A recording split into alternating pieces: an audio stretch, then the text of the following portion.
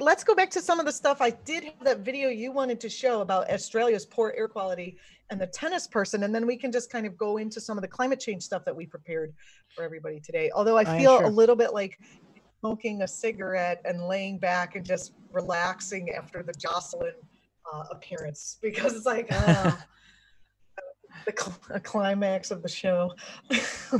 All right, here's.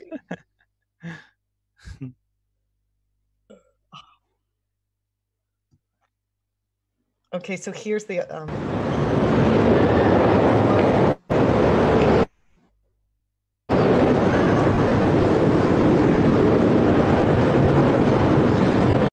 Termination warning, Miss Yakupovich.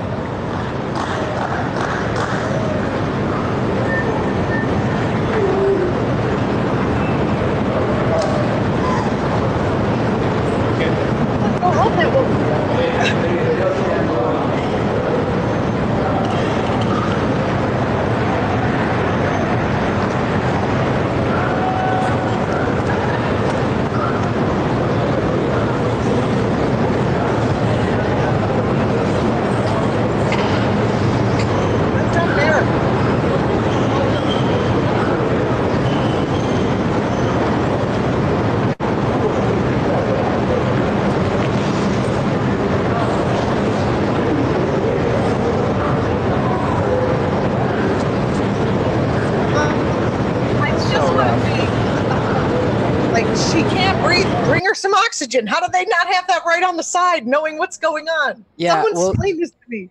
Yeah, so I can walk you through what happened here. So okay. She was about to serve. Go ahead, Alex. Oh yeah, so I can explain until what's happened until now. So she was about to serve, and in tennis you have about 25 to 28 seconds to start the point when you're the one serving.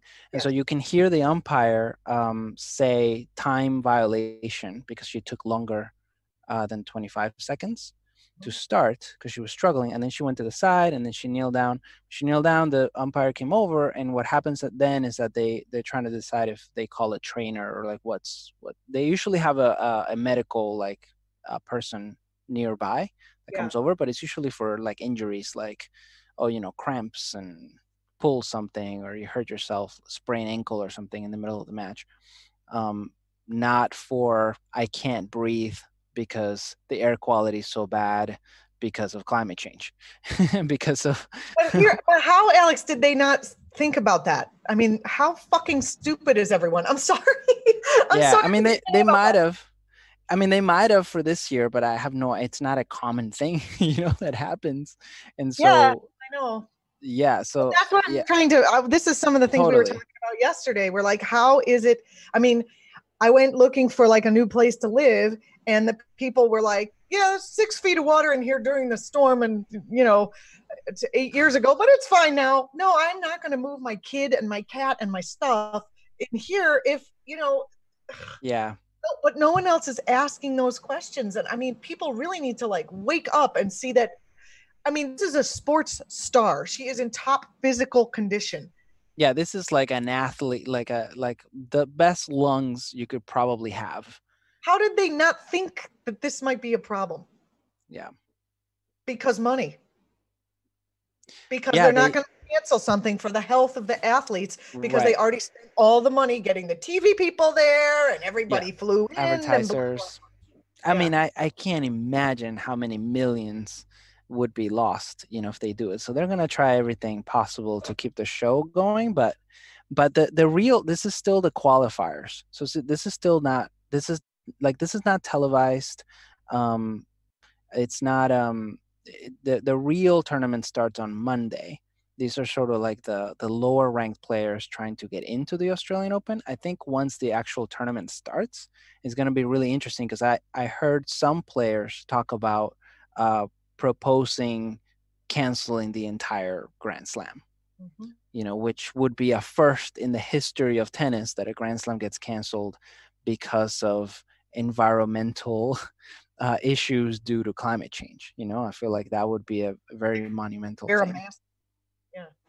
Yeah. But seriously, this is still, even if this isn't the main event, the the fact she's the canary in the coal mine, but Yeah. we know the coal mine. Why do we have to send a canary to die?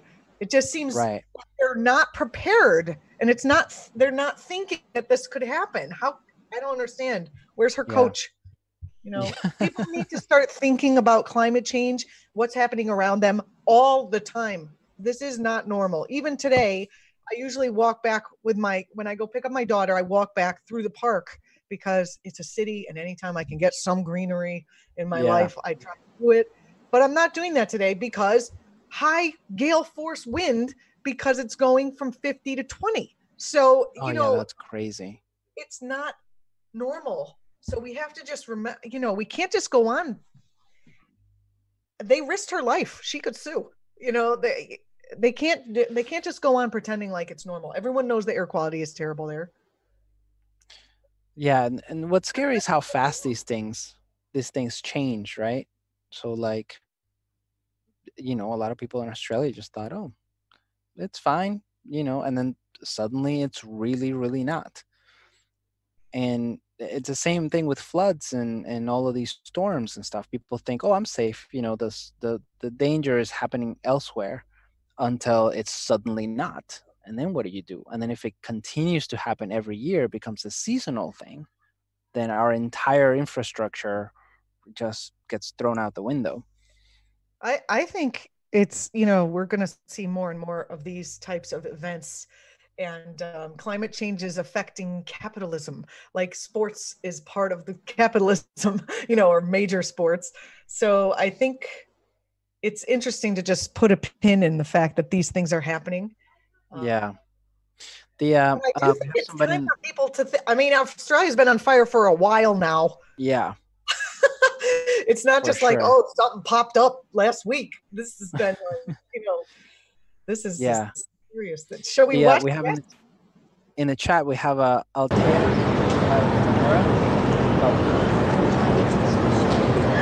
You can keep talking. Can you say? Okay. She's saying that the smoke inhalation from forest fire is a health risk with long-term consequences, but it's being heavily downplayed because the Australian government doesn't want to take any responsibility. Yeah, you can imagine all the lawsuits, what you were saying. Just like what's happening here in New York after 9/11, they said, oh, the air is fine. And then everyone's dying from cancer. Oof. Still dying from terrible. Cancer that they got during 9/11. And not even, we're talking first responders. We're talking elementary school teachers who they said, all clear, everyone can go back to school. We're talking children. We're talking just run everyday workers. I haven't heard about all the Wall Street people who work down there getting the cancers, but I'm sure they were exposed as well. And you see these ads all over the TV. Hey, did you get cancer? Do you have a weird cancer? We can sue because the government said it was safe when it was clearly not safe.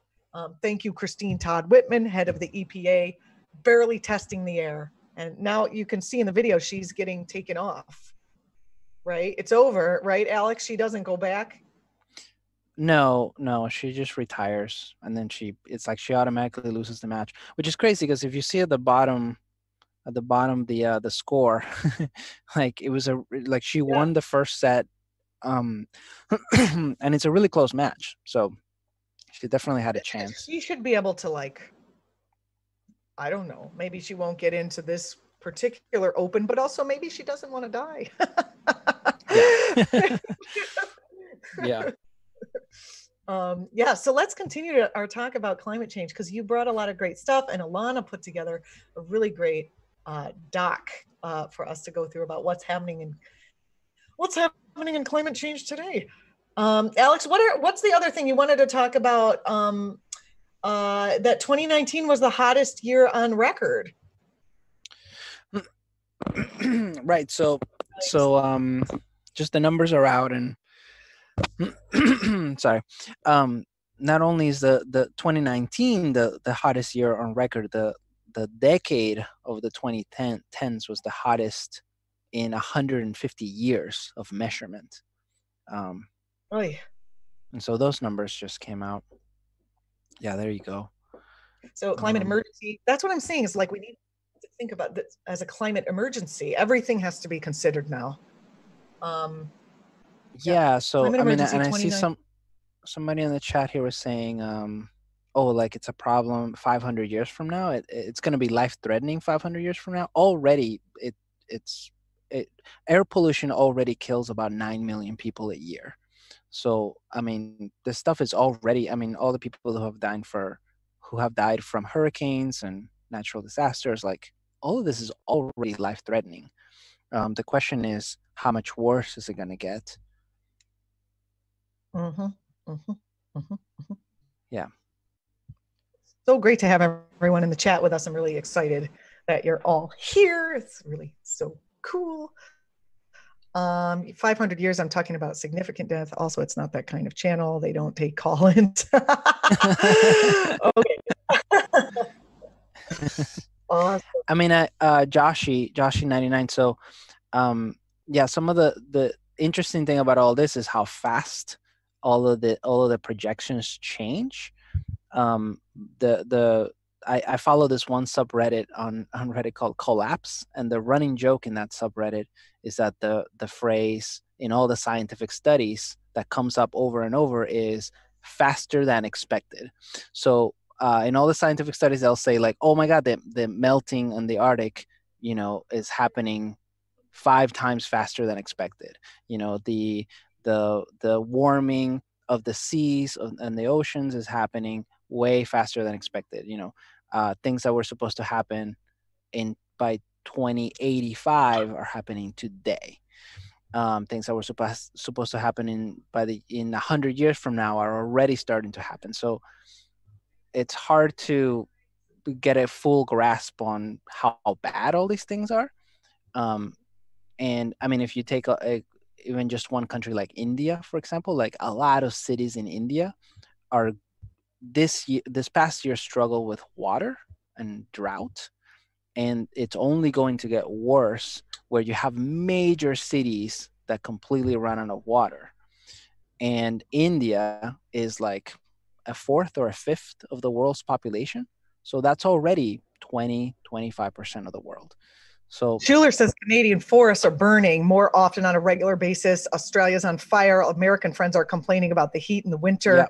Earthquakes, tornadoes, tsunamis, and the snow is melting faster than it should. Right. Now, yes, wildfires do naturally happen, but but not this often. None of this should be happening how it's currently unfolding. Yes. Mr. Decryption says, I mean, this in a half joking way, but I believe the Earth was a little warmer 50 million years ago. Yeah, but no one lived there then. And it was, yes, maybe it was. I believe there was some sort of thing that put a lot of CO2 in the air. But why do we have to be the ones to kill ourselves? Or shouldn't we be responsible to not do that? Anyway, Alex, you sent in this link from The Guardian, and it has a number of pictures. So I'm going to scroll through so we can go for it. This go for is, They're like apocalyptic on Earth look like in pictures. Is this the pictures or is this no, this is the article. So let's see if I can go through the yeah, looks bad. Oh, it's hot. Okay. Oh my. Here we go. So we're looking at the first one is residents look out over the beach as thick smoke covers the skyline in Troodos Head, Australia in January as bushfires rage across the continent. Ooh, look at that smoke. Holy cow. And then we've got, this is so sad. November 10th, this is a dead elephant in Zimbabwe, dead due to a severe drought, obviously a baby, and dying from lack of water is incredibly painful.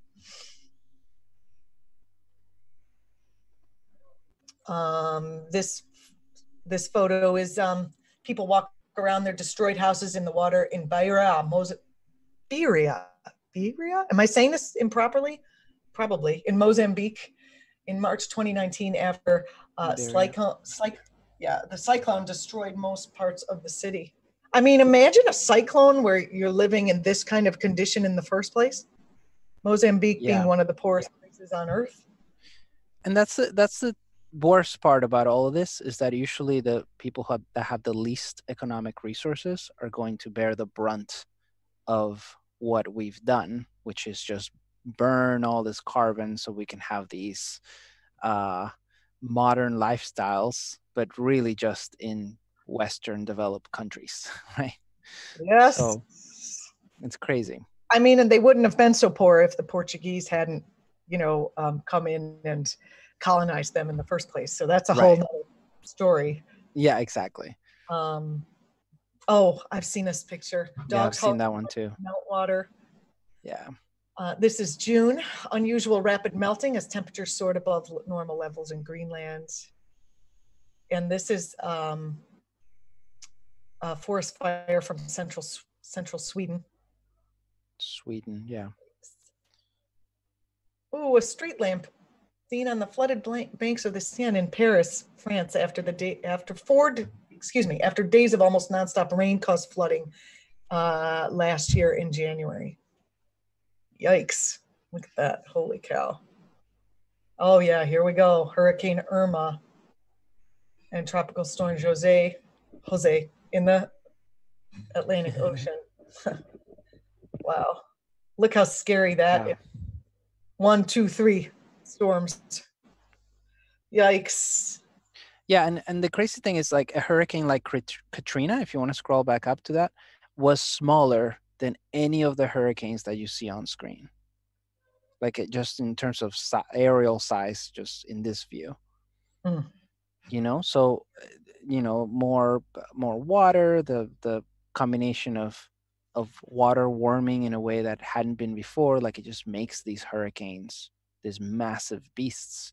Like, I saw one report that there were some of the weather meteorologists and just people in charge of naming and categorizing the storms were debating whether they should create a category 6 hurricane because of the sizes.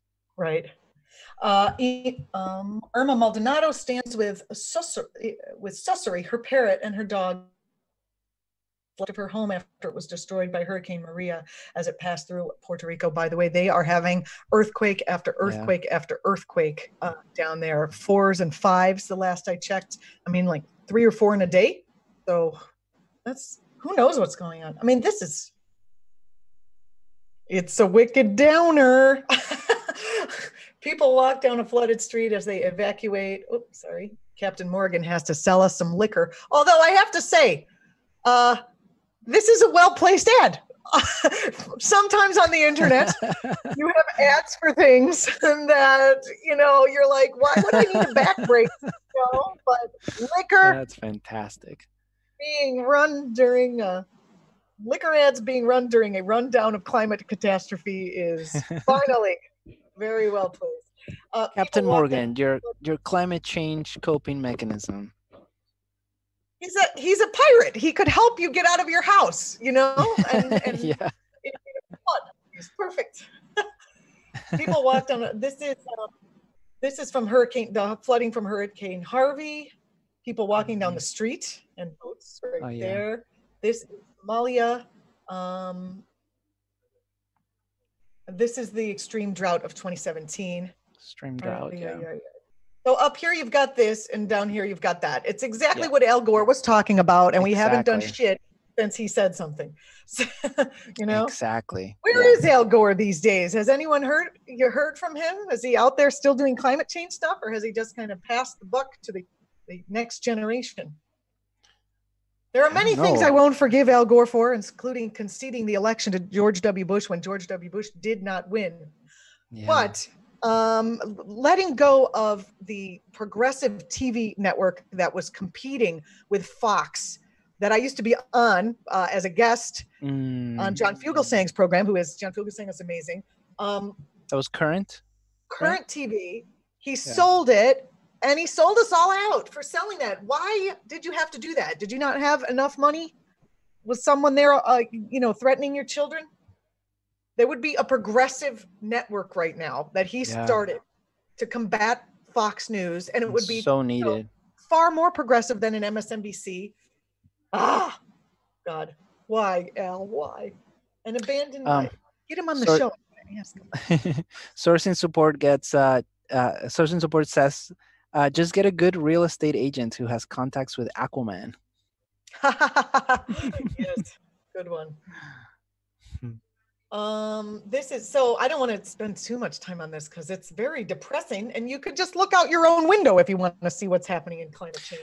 Yeah, the biggest thing is just, okay, well, what can we do, and how do we move from here? Because we can prevent the war. This is just a preview, right? We can prevent the worst of this, but we have to, there's a massive transformation that needs to happen, right? So this is why it's so important to have progressive people in every single area of government, decision making. Like, this stuff matters, and it cascades. Look at this road these things that is melted in yeah. Where's that? India. Wow. Thanks. Yeah, that's okay, crazy. but we do have some. This is too. I can't even. It's like too much. Yeah, it's a lot. Okay, so For sure. Do we have any climate change related humor? Ooh, it's hot. Oh, look, more liquor. Look, this is Crown Royale, so people know. I think they're actually targeting I would not be surprised if these liquor companies are like, hey, let's advertise on these. They're like, do you have anything incredibly depressing where people might want to drive themselves to drink after they read one article? Yes, we have a rundown. Actually, maybe the liquor companies wrote the fucking article so they could sell shit. Somebody gonna profit somewhere on something. Yeah. So let's take a look at, there is some actual, I don't want to, this is very depressing, but let's go for some. Here's the Green News report for this week. So let's take a listen to the latest in Green News. It's Tuesday, January 14, 2020. It's actually Thursday. $1 billion disasters just really seems to be growing. Yep. Last year, U.S. saw 14 weather disasters costing $1 billion or more each. Australia's catastrophic bushfires caused $2 billion in economic damages. 2019, the second hottest year ever recorded globally. Plus, we are not the criminals. The criminals are the people who are letting this world burn for money. Those are the criminals. 150 arrested at Jane Fonda's Fire Drill Friday climate protest. All of those arresting developments and more straight ahead from bradblog.com. I'm Brad Friedman. And I'm Desi Doyen. Stand by for 6 minutes of independent green news, politics, analysis, and snarky comment. What is your position on global warming? Do you think it's a hoax? No, not at all. Nothing's a hoax. Nothing's a hoax about that. It's a very serious subject. I want clean air. I want clean water. I want the cleanest air. I want the cleanest water. Yeah, but what do you think about global warming? Do you really not know the difference yet? Or are you stupid? This is your Green News Report.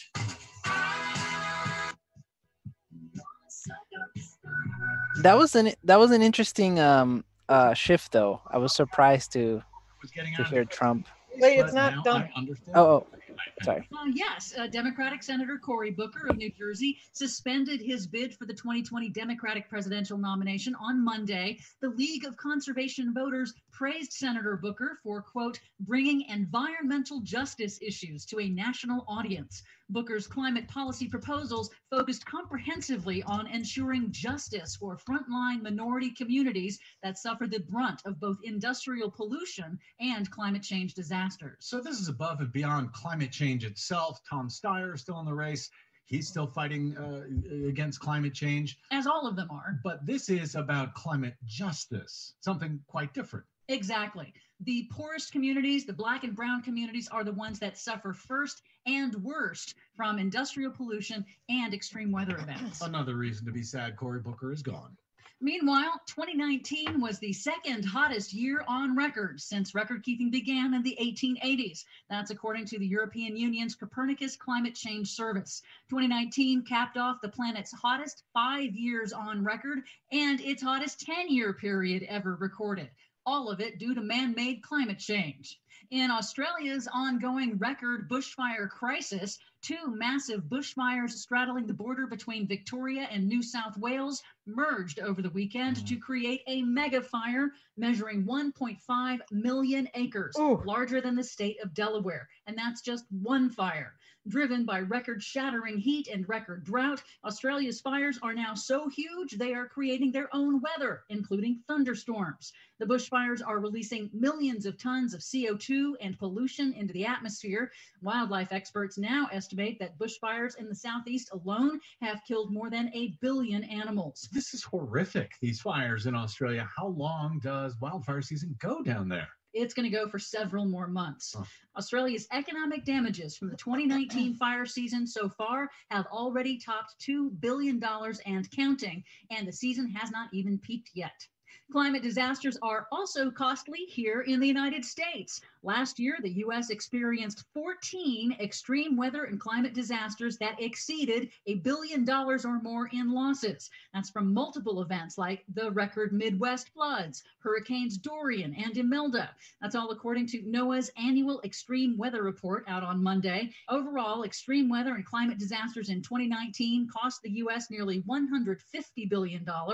The number of events is also increasing. Since 2010, the number of weather disasters costing $1 billion or more was twice the number that we saw during the early 2000s. Extreme weather disasters over the last 5 years alone have cost the U.S. $525 billion. Wow. And to be clear, when we're comparing billion-dollar storms, that is after they are adjusted for inflation, correct? Correct.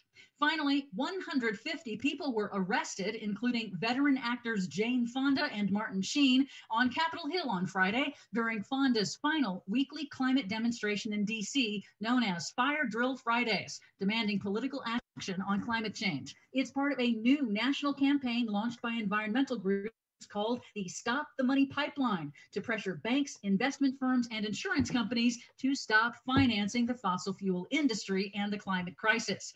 Here's Fonda. It's called suicide investing. It's insane. And one of the worst offenders is JP Morgan Chase. That is it's awful. One of the largest sources of capital to the fossil fuel industry in their quest to drill and frack and mine. The Fire Drill Friday protests go nationwide on February 7. And how old is Jane Fonda at this point? She is 82. Man, I hope I'm still not protesting this stuff when I'm 82. For much more on I hope you are. These stories and the ones we couldn't get to, seriously. check out our website at greennews.bradblog.com. I love these guys. They are amazing, and they do such good work. I hope I am still protesting at 80 because I've lived to 80, and maybe there's more to fight for. For sure. My goal is to live to 120. My goal is to 100. At 120, I'll reevaluate. That's what I'm currently aiming for. At 120, I'll be like, all right, what do I want to do here? I was like, okay, climate change can take me. And then I had a kid and I was like, oh, geez, now I got to live because she needs. How old is your kid? She is 3.5. 3.5. Wow. Doll face. Doing a lot of crying when mommy goes to work in the morning these days. I don't know. Hello, everybody. I just want to say hi to everybody in the chat. We've had Alex and Jocelyn and a lot of videos and a lot of different moving parts today. So haven't been able to kind of take part as much in the chat as I usually like to, like on days when I'm not here and you chatters are the co-hosts. We've had some pretty lively back and forth on the chat the whole morning. So there's lots of good stuff in there. We're going to continue to talk about climate change because that was our kind of focus while we have folks on today. And I do love hearing what's going on in your /climate/weather, wherever you are, since we have people all over the world watching. But we had Representative Alexandria Ocasio-Cortez reacting to the fires in Australia and talking about how they relate to climate change. So I'd like to play her clip now. I'm also wondering, are there, how are people actually doing this across the world now? Or is it just the very progressives who are finally addressing in their speech what's happening in climate change? So you guys in the chat, do you have your elected saying anything, if you're not in Australia, about what's happening in Australia? I'd be interested in hearing that. And also, Alex, I know you've only been in the UK for a little while, but are people in the UK, are they have you heard them talking about what's happening in Australia? And, is it all over the news there? Tell me a little bit about what you're seeing. I haven't really seen a lot of that here. I feel like just because it's such a big city. I mean, I'm in London right now, and it's just people kind of tend to talk about the things that are closer to home. But have you seen it on the media at all? Like, are people? I've seen a little bit of it. Yeah, a little bit of the like I was telling you, the Australian Open stuff. I saw it on one of the big papers as sort of one of the main headlines. That the tennis tournament was getting affected. People were retiring because they couldn't breathe from the fires. Alec Teener says that nobody's really talking about Australia here in Canada, at least not casually. The news are covering it a little bit, but not enough by far. Schuler says that NDP addressed it in Canada, but liberals and conservatives act like it's not a thing.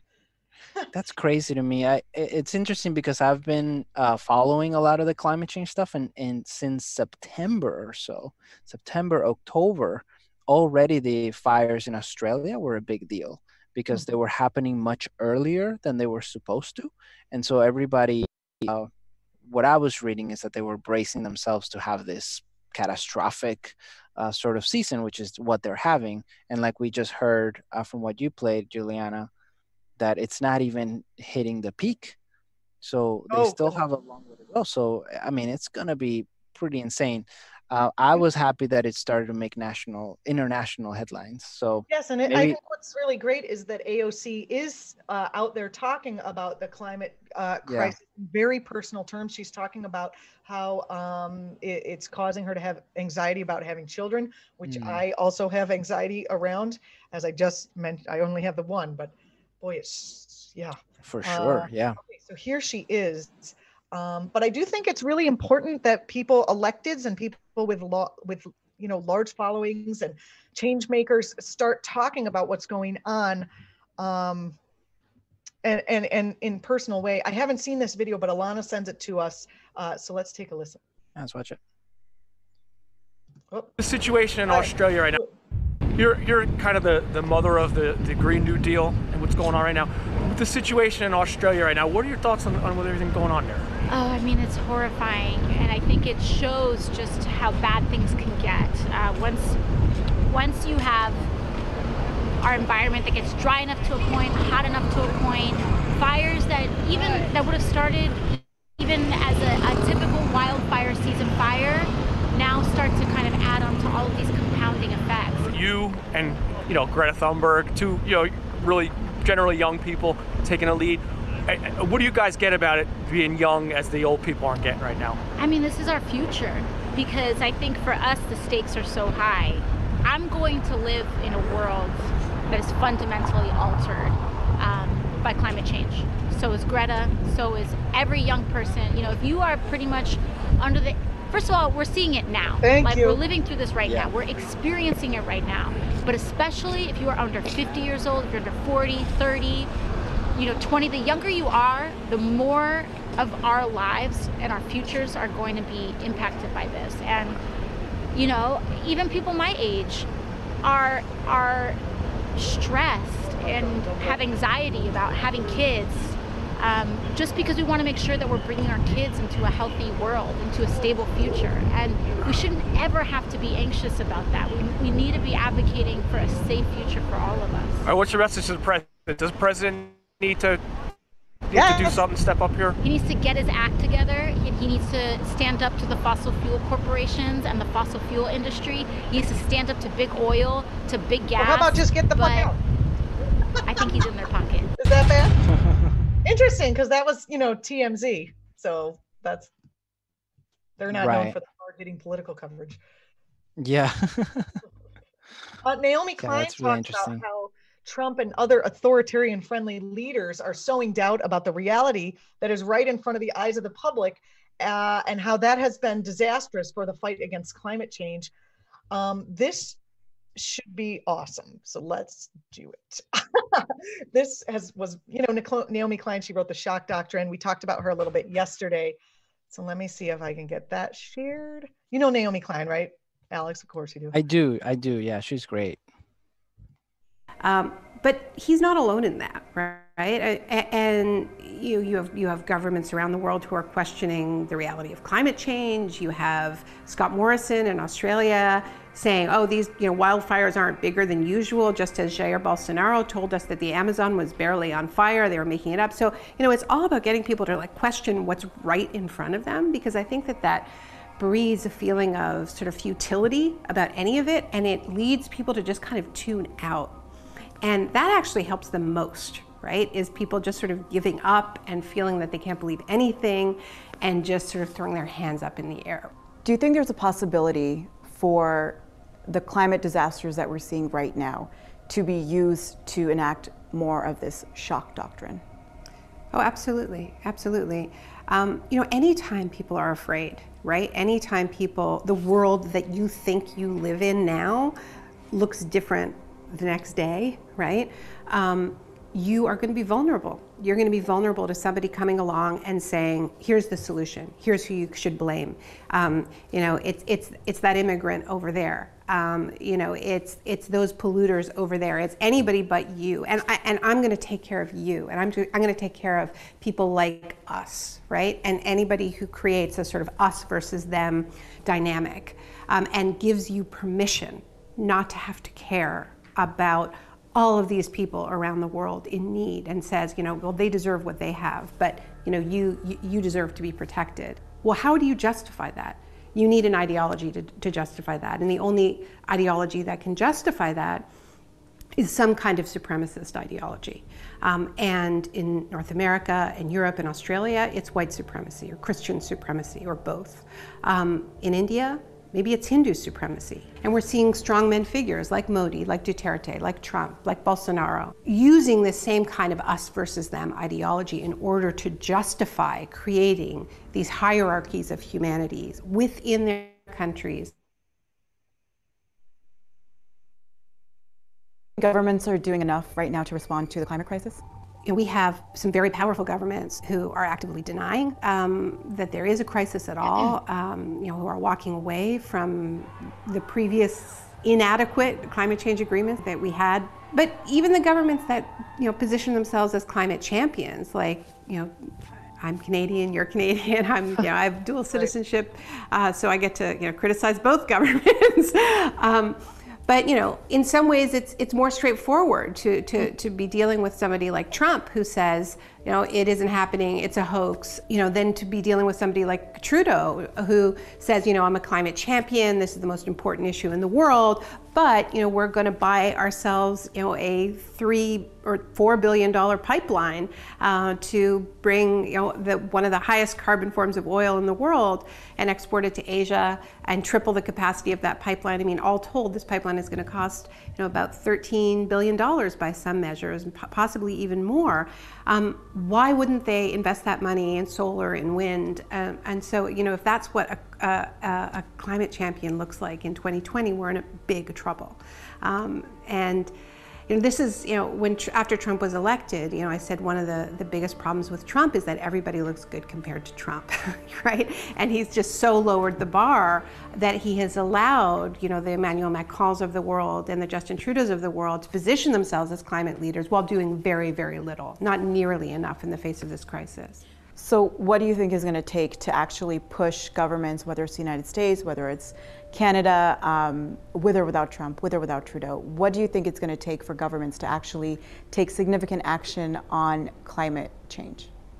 What it's going to take is a Green New Deal. I worry that just having governments declare a state of emergency doesn't mean they're going to do the right things in the face of this crisis, right? When people are afraid, you can do all kinds of things. And the reason why I've been involved in this movement calling for a Green New Deal is because I think it's incredibly important that there be a democratically articulated plan for how to respond to this crisis that puts social justice, economic justice, racial justice, gender justice at the center. And we can't wait for politicians to do that for us. That's a recipe for a climate shock doctrine, in my opinion. So what we really need in a hurry is for the largest economy on the planet to get themselves a new government and have a president win the 2020 election who runs on a platform promising a Green New Deal, and then we need a movement that's going to hold that president to it. Which president do you think that would be? Look, I mean, I've been open that I think Bernie Sanders has the best Green New Deal and is the best choice for beating Trump. I think Elizabeth Warren also has a strong Green New Deal plan. Whoever it is, I'll be supporting them to beat Trump, because this decade that we're entering into is, I can't express enough the extent to which the fates of just hundreds of millions of people hang in the balance of whether or not we get it together in the face of this crisis, right? The U.S. can't do it alone, but I think if the U.S. were to dramatically raise the bar, if there were to be a new administration that clearly understood the scale of the crisis, it would force the European Union to dramatically up its game. It would take the excuses away from India and China, who rightly say, well, why should we do this? It's our turn to develop. The U.S. is still continuing to pollute. It would be a true catalyst. How do you respond to critics of the Green New Deal who say that not only is it extremely expensive, but that it also relies on citizens having certain privileges? So I think what makes the Green New Deal different is that it is a plan really for the working class in the United States. It doesn't say, well, we all are just going to pay more for our green products, and everybody's going to have their expensive electric car, and it's you can have renewable energy, but you'll pay more for it. I mean, for a long time, the types of green policies that people have experienced have actually increased their cost of living, and so they have a right to be cynical. But what a Green New Deal says is, we're going to invest in public transit. We're going to make it affordable, and some municipalities are already deciding to make it free. That actively makes life less expensive and better for working people. The first Green New Deal policy that was unveiled, that was articulated beyond the framework, was a Green New Deal for housing, for public housing, by Alexandria Ocasio-Cortez and Senator Bernie Sanders. This is not this sort of elite environmentalism that I think that we've seen in the past. This is prioritizing low-cost, affordable public housing, affordable public transit, Medicare for all, universal child care.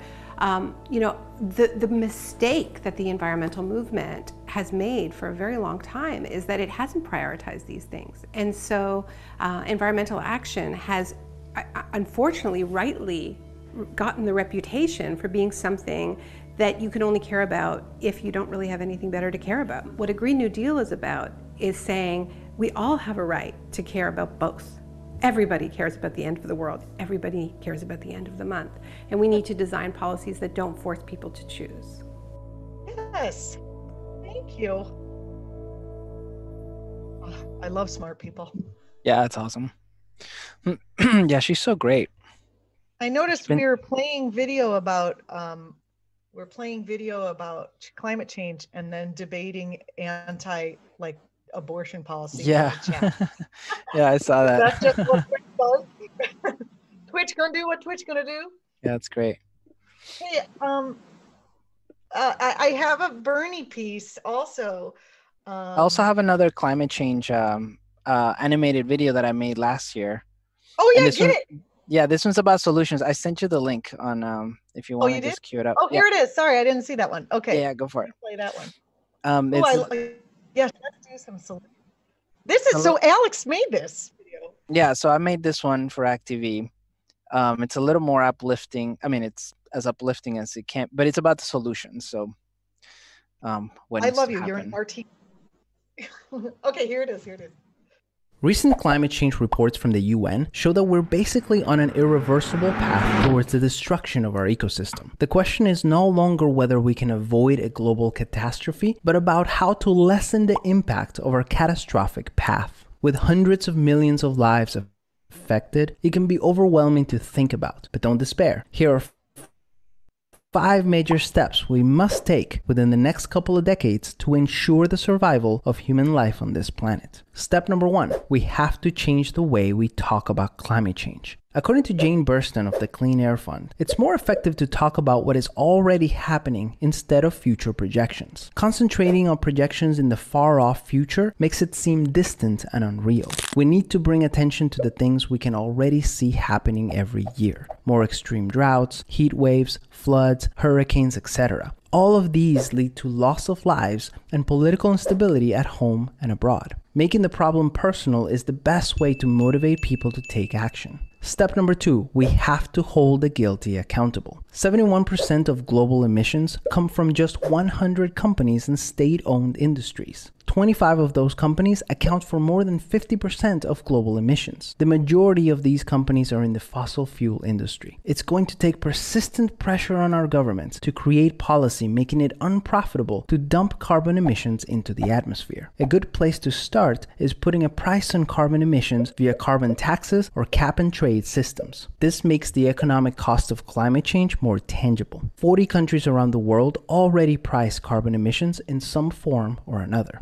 Step number 3, we have to subsidize clean energy. The cost of subsidizing clean energy development is a bargain compared to the economic cost of extreme weather events like hurricanes and wildfires. In 2017, the economic damage totaled more than $300 billion in the US. Hurricane Harvey alone cost $125 billion worth of damage in Houston, Texas. And these extreme weather events are only going to get worse with climate change. Prices for solar and wind energy continue to decline dramatically every year, so increasing clean energy subsidies and eliminating subsidies for the biggest polluters will have a major impact on our ability to lessen the effects of climate change. Step number 4, we have to lobby for action. Changing our consumer habits has a positive impact, but it's simply not enough. Laws and policies have a far greater impact on our collective behavior than anything we can do individually. Right now, major polluters in the energy, fossil fuel, and transportation industries spend 10 times as much on lobbying than groups concerned with climate change. That means that most of the new laws in the US end up benefiting companies with high carbon emissions. So we not only need to lobby for new policies and laws, we also need to put pressure on major corporations to move towards zeroing out their carbon emissions. Step number 5, we have to cooperate internationally. According to the most recent UN report, the only way to avoid the consequences of climate change is through unprecedented international cooperation. We must elect leaders who believe the science of climate change and will do everything in their power to decrease humanity's impact on our vital ecosystems. So what can you do today? Eating vegan is probably the most impactful way to reduce your personal carbon emissions because production of meat and dairy creates the most emissions and the food chain accounts for about 26% of total emissions. But the single most powerful thing you can do is lobby for policy change at every level of government. We don't have time for small incremental changes and improvements. We need drastic action, and that will only come when the public demands it. Peace. Yes, Alex, so good. Beautiful. Alex, are you? Oh, you're not there right now. You probably went somewhere. Yeah. We always have to take breaks every so often, but hopefully this is back. I wanted to know if Alex himself was a vegetarian, but he made he made this video and it's really great. And it is some of the things that we were talking about right here on the stream. So okay, so we have, wait, where's there? Oh my gosh, we're coming to the end of the stream. It's 11:37. James is going to be coming on at noon. Not sure what James is going to be talking about today. Alex, hi. Alex, are you a vegetarian? Are you a vegetarian yourself, Alex? Because that was one of the things you said, which is eat lower on the food chain. Yeah, I am. I mean, it's one of the things you can do, but it's a very small kind of thing. Like I said in the video, that 100 companies or 100 entities are responsible for 70+% of the carbon emissions. So, you got to do something. Yeah, we have to. Yeah, we. And then there's like the diet people who are telling you to eat paleo. So like don't eat any grain and just eat meat all the time. Yeah. It's a little crazy.